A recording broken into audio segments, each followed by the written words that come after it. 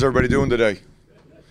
Good. Really appreciate you guys coming out, and always appreciate your coverage of our program. You know, I know you guys have a job to do, and it's to get your stories and you know, do what you do. But we really appreciate the coverage of our team, our players, and what we're doing in our program.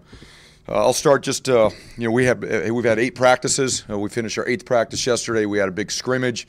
I really love this team. I love our guys. I really enjoy going to meetings, to practice, and just enjoying this process with them right now in training camp. It's been a lot of fun.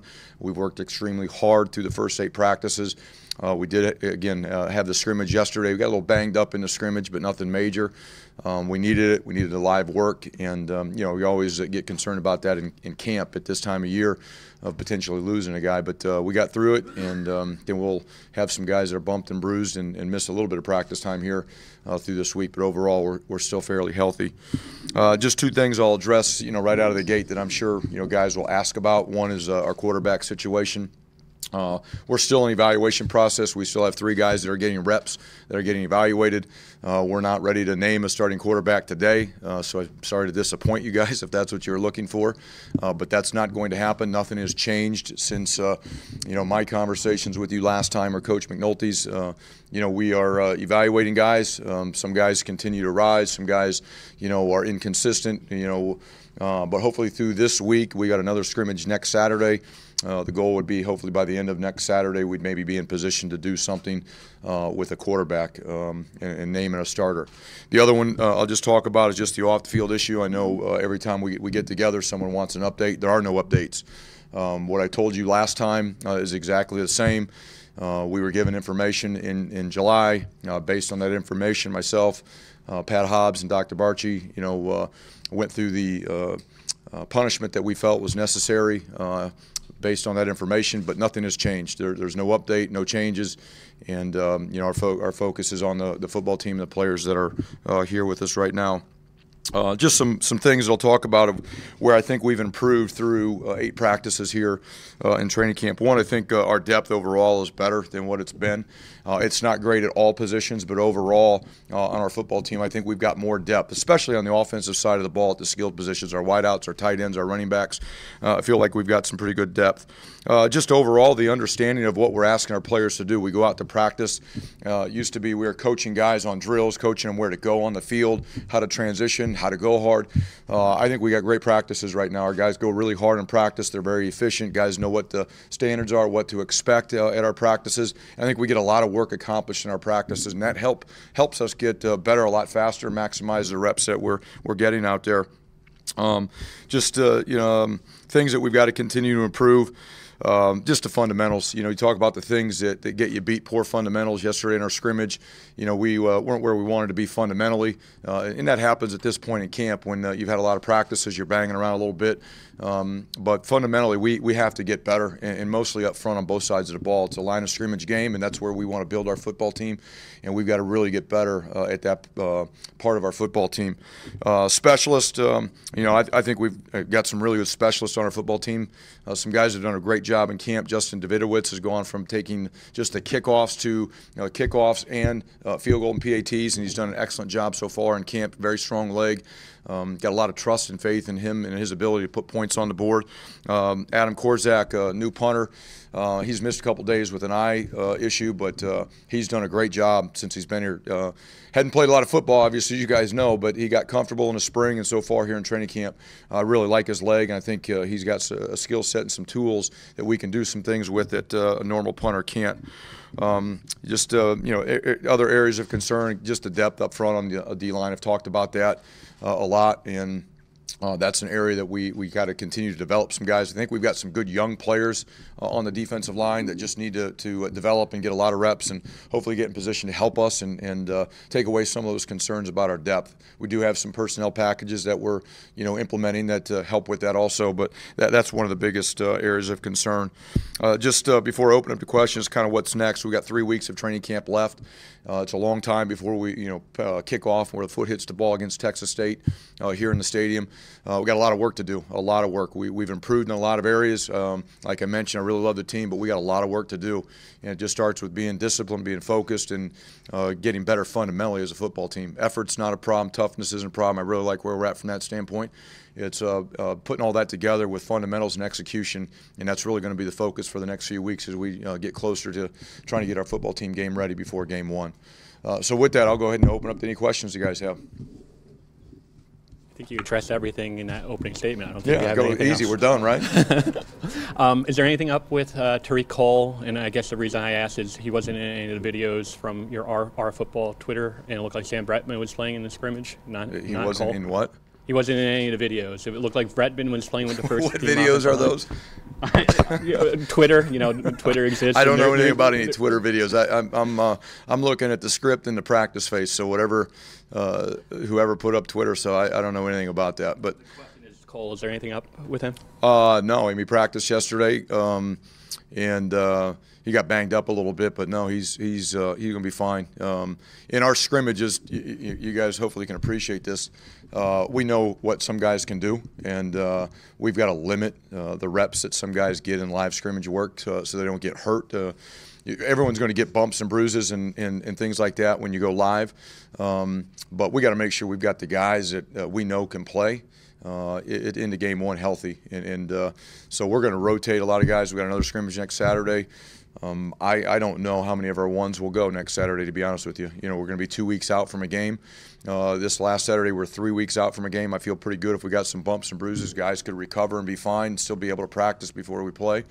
But, to answer your question about some Twitter videos, I don't pay attention to them. I just want to let you know that we're watching. That we watch everything. Well, I appreciate that. I guess we'll stay on the offensive line. Is Jonah Jackson going to be the right guard? Is that the plan at this point? We would like that to be the plan. If Mcnulty can continue to develop and play really good in there at center, then Jonah would be the best option at right guard. If Mike can do it, Jonah's to the right. We feel pretty good about the line. Mike has done a really good job here in training camp. In spring, Mike struggled with some things. He was a little inconsistent. Really had a great summer, and he's had a great start to camp. And if he continues on that path, then our best lineup would have Mike at center and Jonah Jackson at right guard. Mike Lonsdorf at left guard. It seems like he kind of took control of that spot in the second half of the spring. And at the end of spring and here at starting training camp, that has been the lineup. It's been Cole at left tackle, Mike Lonsdorf at left guard, Mike Mcnulty at center, Jonah Jackson at right guard, and Kamal Seymour at right tackle. That's been the one group that we've been trying to stay as consistent as possible with as we practice. Chris, with the QBs, I know that they're all still getting reps, but at least in your own head, does there come a time or a moment where one is going to start to separate from the other two?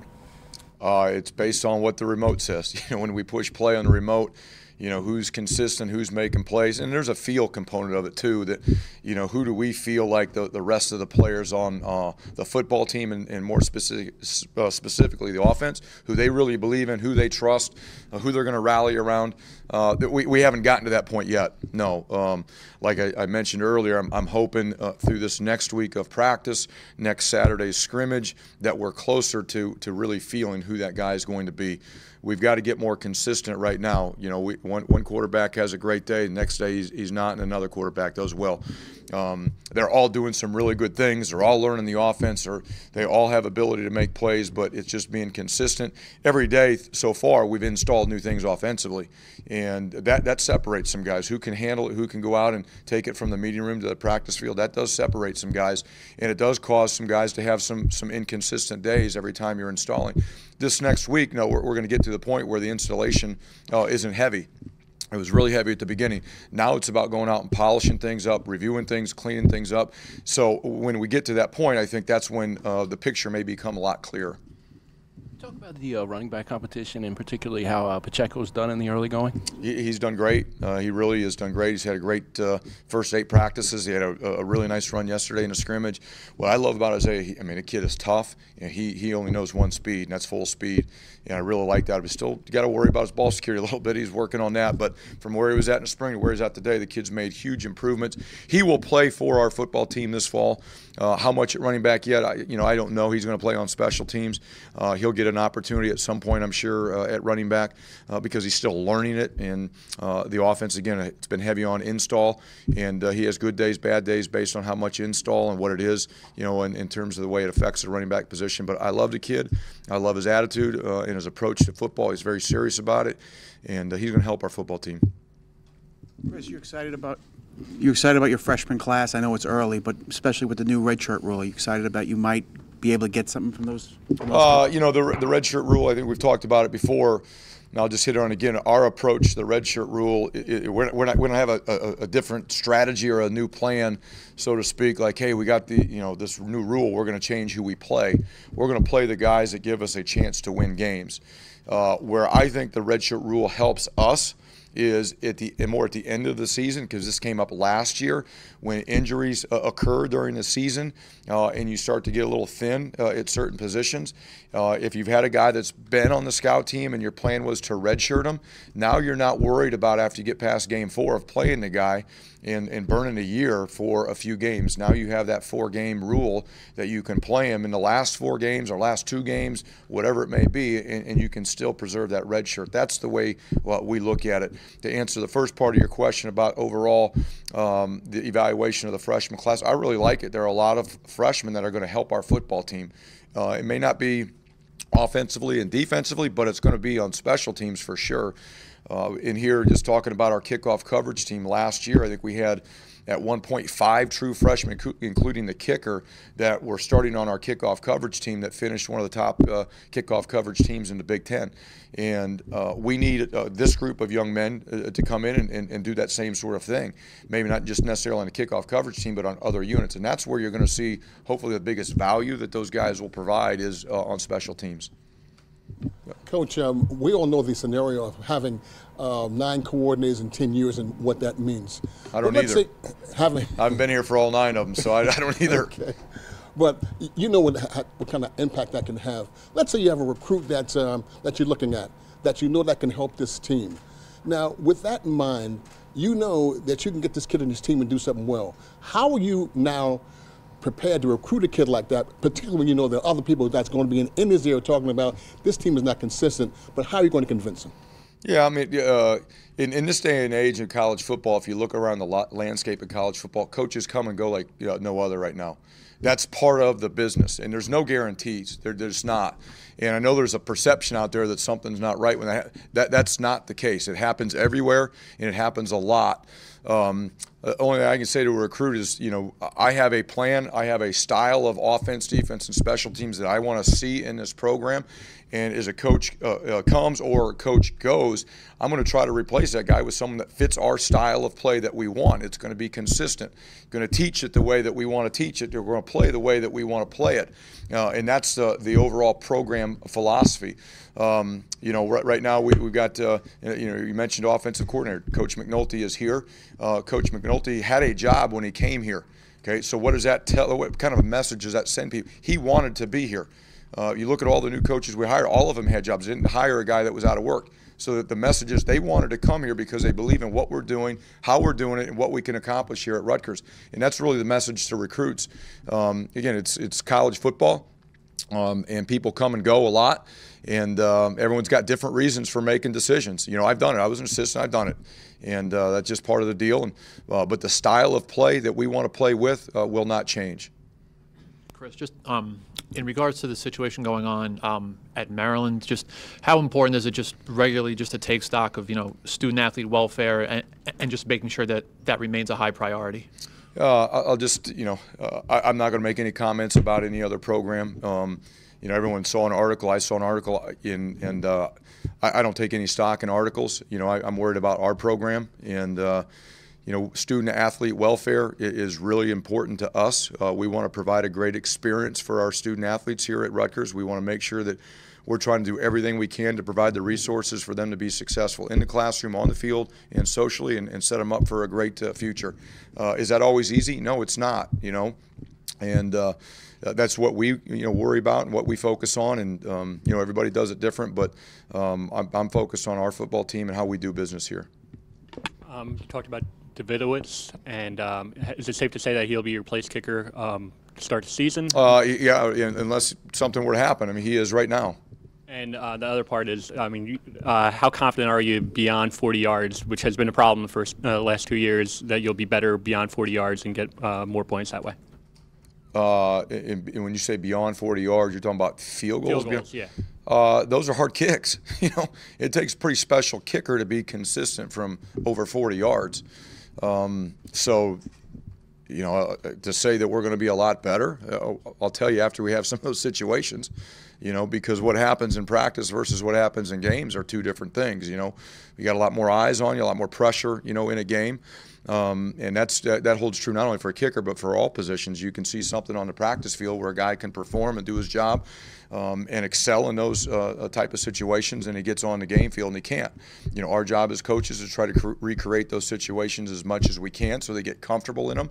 And I've got a complete faith in Justin Davidowitz to go out there and put points on the board when we need them. And you know, when we start to get that far, 40 plus, those are hard kicks. And percentages are obviously going to drop in those situations. So, you know, by the time we start, we'll know what his range is, and we'll have to make decisions, you know, every game like we always do, of do we try to go for a field goal, do we try to go for it, or do we punt? And there's no perfect formula for that right now 3 weeks from a game. We still have to evaluate what his range is going to be, and every game scenario is different. It's not like, hey, the ball is here, it's 40 yards, let's always just go kick it. That's not the case. A lot of it has to do with the situation of the game, the time left to score, the weather. There's a lot of things that go into it. Coach, how would you compare the first team you ever had here during training camp in terms of preparation, their mindset, to the one that you currently have? You know, I really, like I mentioned before, I really like this football team. And the reason is the first year that we were here, the first training camp that we were here, it was the first time we all went through it together. And it was different for everybody, different for coaches, different for players. Going into year 3, not all of the people in the room, but the majority of the people in the room know what to expect. For a lot of them, it's the only thing that they know. And so it's a lot easier when that's the case. When everybody's going through it for the first time together and it's new, there are challenges. There are things that you have to adjust and adapt. There is a lot more just coaching the process than it is coaching the fundamentals and the schemes. Right now, when we go out to practice, we're more concerned about the fundamentals and the schemes and not necessarily the drill setup, the location, the effort.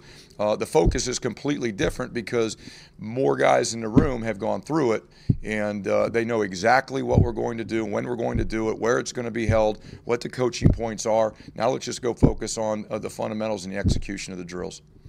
I guess this is easier for you too then. Nothing's ever easy.